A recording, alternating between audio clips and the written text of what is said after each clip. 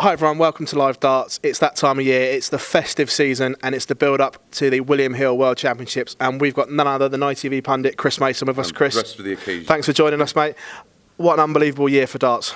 Yeah, it's been great. I mean, we've get the moaners always about someone dominating and no one else sort of getting a look in, and this year it's been far from it. We've had so many different winners. We had 6 different winners in the World Series, so we can ask for no more.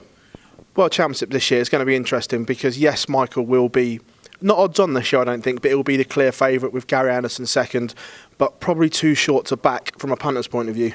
Yeah, I've seen him around about 7-5, which if you'd have offered me it last year, even though we would have been wrong because Rob Cross went on to win it, I would have been all over it, because I think he's the one that, even though he's been getting beat, it's not because he's been playing poorly. Just people have just raised their game against him, or it's been over a shorter format, or just someone who's played out of their skin, and that's. I think that's been so good for the season. It's so good for all the other players as well, because they don't look at it. In our day we had Phil, and you were like, oh, well, if I can just get to the last 8 and get to Phil, and maybe fingers crossed he has an off game. Where now the players actually believe it doesn't matter how well Michael plays, they're still going to have a chance because the game has changed. From a fan's point of view, though, we really want Gary Anderson in the other half of the draw, because for all darts fans, that's the mouth-watering final. That's the showpiece, Gary against Michael. I know there are other amazing players in the world, but those two going at it is something special. Well, I think we rattled a few people, especially the players this year, because we had this discussion, who was the best player in the world. And for me, and I got dog's abuse over it, but I thought for a period of time, Gary Anderson was the best dart player in the world. And to be honest, my opinions are based on facts. That's what I look at. Our game gives us beautiful facts and stats now. So, it's not genuine in opinion. It's what I look at. And for me, Gary Anderson and Michael van Gerwen are the 2 best players in the world. They're the ones that keep producing. And then you've got players like James Wade who just find a way to win. His desire to win when he's right, it is like no other. He's one of them. They call him the machine because he's like a winning machine once he gets going.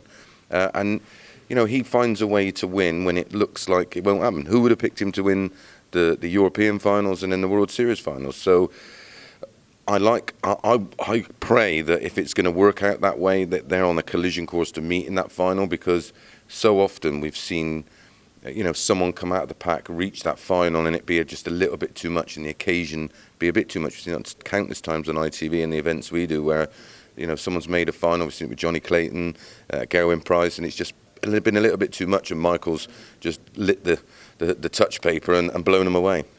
We've talked about the good bits. There's also a few of the big names that aren't in form right now. Your likes, your world champion Rob Cross, that isn't in the form he was this time last year, and the world number 2 Peter Wright is bang out of form at the moment. Let's be brutally frank about it. Yeah, they would be a huge concern. If I was part of their management team or either worked on their game with them, then that would be a concern. And I think they both just lost their way. I think for Rob Cross, it was way too early to win a world title in his career, which was in its infancy. Not even been a pro for 12 months, and then all of a sudden, boom, you're the world champion. You're regarded as the best dart player in the world, and he struggled to live with it. And I think he hasn't had the time.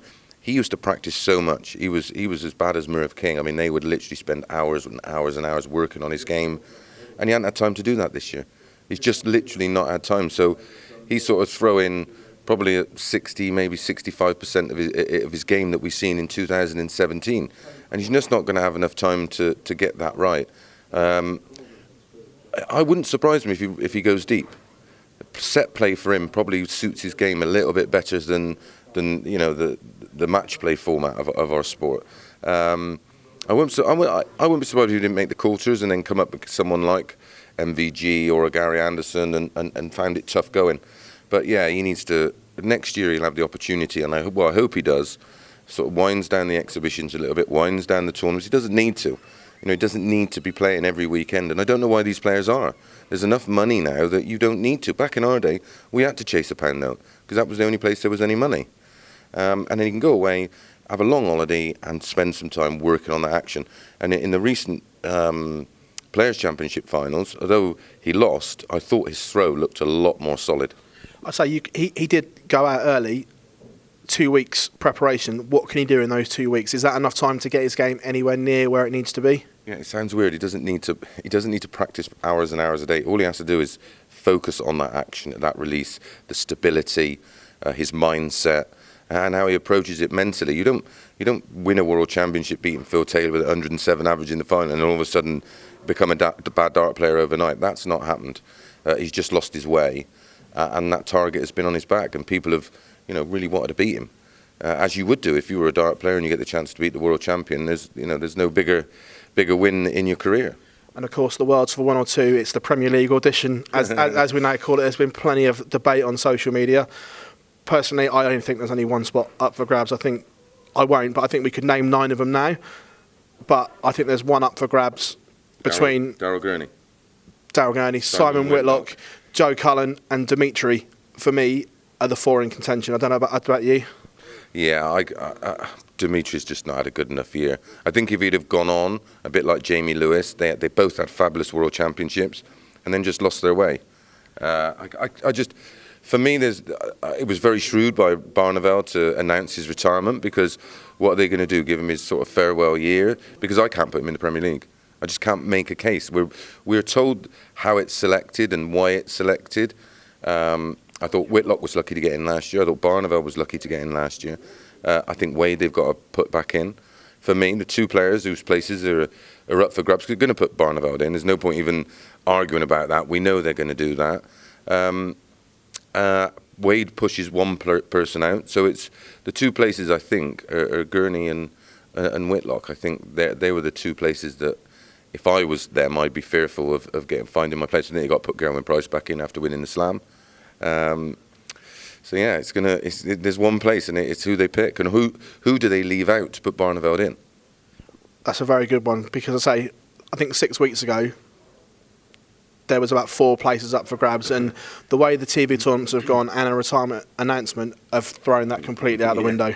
Yeah, we're starting to second guess ourselves. Wade would never have been in, but winning back-to-back titles. Gerwyn Price, would I have put him in? I was sort of 50-50. Wins the Grand Slam, got to go in. Barneveld announcing his retirement, definitely wasn't in. It's definitely now back in. And we've had this debate about, he's the ticket seller, he's this. These Premier Leagues are sold out before they announce the lineup. You know what I mean? The tickets are sold. They could put me, Keith Deller, Alan Warner up there. It's still, people are still going to turn up, believe it or not. But yeah, it's great debate. It's great for us. This is our job. We work in the media. We're interested in what people have to say. That's why we do it for. We're dart fans, and we just want to interact with other dart fans. And it's amazing. I think it's split. I think 50%, yeah, definitely Barnard. The other 50, not having it. Well, that's the political side of it out of the way. Now, obviously, onto the bet, and we've touched on it. For me, I can't back Michael or Gary over that format, like 2.5 week format at those prices. Yes, they're amazing, but there's no value in that for me. So we have to find something out of that. If you'd have laid Michael this year, you'd have made a fortune. Yeah, because he was odds on every week. Like coming into this tournament, he was actually evens for a change. Yeah, so. Yeah, and the way he's, there's certain events that he seems to thrive at. He loves playing at Minehead. Match play is one of those I've never been that convinced, but in the same, he's only won 2 world titles, and I say only, it's 2 more than me, obviously, but I just don't know what it is. He just, I think the game has just changed, and there's so many players now are capable of it. We follow the Pro Tours. We see them hitting 110s, 112s, 108s, 109s. You've got players like Joe Cullen that are going up with regularity in the European events, hitting monstrous averages. And if it's timed up and it's in the gods that someone's going to play that well against Michael, he becomes vulnerable, and he looks like you can expose him. Hence the reason why, you can't back him for the Worlds. And it's very easy to pick out the usual suspects of, Gary Anderson. I don't think Peter Wright's in good enough form. So how far down the list do we go? I can't see Barneveld winning. I can see him winning a few rounds and then coming up against someone who makes his life a little bit tough, and he, the bottom lip comes out, the head shakes, and, he almost waves the white flag. Someone like Whitlock wouldn't surprise me if they found a way to sort of go deep in the tournament. But although I can't back him, ultimately, I think it's down to 2 people, Gary Anderson and Michael van Gerwen. And for me, the more backable of the favourites is Gary Anderson. Well, there we have the short price ones. However, now Mace is going to take you through who he thinks is the outside pick and his 5 to watch. Hi, It's the 2019 William Hill PDC World Championships, and these are my 5 to look out for. First up, won't surprise you, Michael Smith at 25 to 1. I know, 25 to 1. And if you have a look about, you might find some longer odds. Adrian Lewis at 50 to 1. This is a guy that won back-to-back world titles and just looks like he's finding a little bit more form, and that throw looks like a Rolls-Royce action all over again. Ratajski, 200 to 1. That's not a mistake. Have a look around with all the betting firms. You will find him at 200 to 1. Gerwyn Price, a proven winner, won the Grand Slam of darts, gone deep in other tournaments. He's 40 to 1. And finally, Johnny Clayton, another guy who's 200 to 1. Enjoy the World Championship, guys.